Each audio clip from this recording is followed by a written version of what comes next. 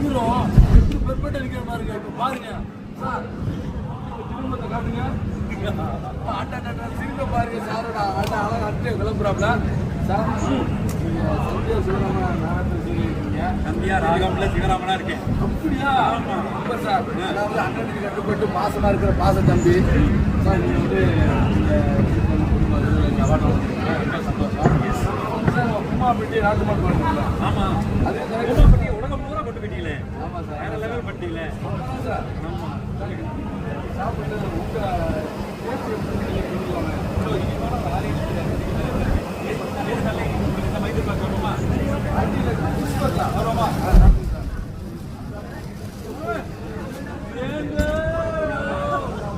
சொல்ல வந்து அப்படியே சொல்லிட்டாருங்க. அந்த லெவலுக்கு சூப்பரா இருக்குதுங்க.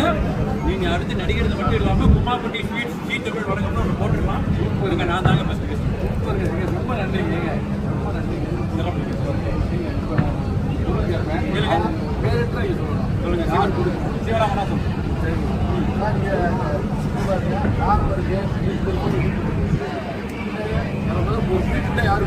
புளிப்பு முட்டையா சிவராம பார்வதி கொடுப்பாங்க.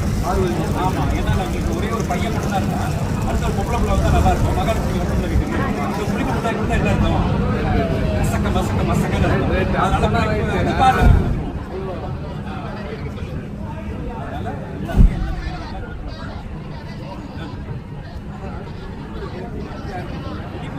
எங்க அண்ணன் ரகுராமன் தான் கொடுத்தேன். எங்க அண்ணன் ரகுராமன் சொல்ற வழியில தான் என்னோட வாழ்க்கை நாட்டாம படத்துல மூத்த சரத்குமார் இளைய சரத்குமார் அது மாதிரி பண்றாப்புல. பாசம்னா அண்ணன் பாசம் தான். பாசம்னாலே அண்ணன் தான். அண்ணன் தான் பாசம் தான். அண்ணன் என்ன சொன்னாலும் அண்ணன் சொன்னா உங்களே தூக்கிடுவேன். அவ்வளவுதான். அதனால அண்ணனுக்கு தான் எப்பவுமே இனிக்கும். முக்கியமான ஒரு விஷயம்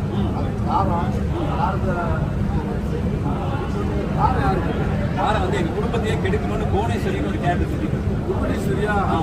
இந்த படையப்பால நீலாம்பரி வருது. ஆமா, அதே மாதிரி சந்தியா நகரத்துல புவனேஸ்வரின்னு ஒரு கேரக்டர். எப்படி பார்த்தாலும் கண்ணை பெருசா விரிச்சு இங்கே அங்கே சுத்திட்டே இருக்க ஒரே கூட வைக்கணும். அது கொடூரமான வில்லி. அந்த வில்லிக்கு இனிப்பு வந்து காரத்தை கொடுக்குறோம், அது க்ளோஸ் பண்ணுறோம். சொல்லுங்க, தூக்கிடுமா? கண்டிப்பா தூக்கிறோம். தூக்கி சும்மா பண்ணிட்டு அந்த ஏரி இருக்குல்ல, அவ்வளோதாங்க.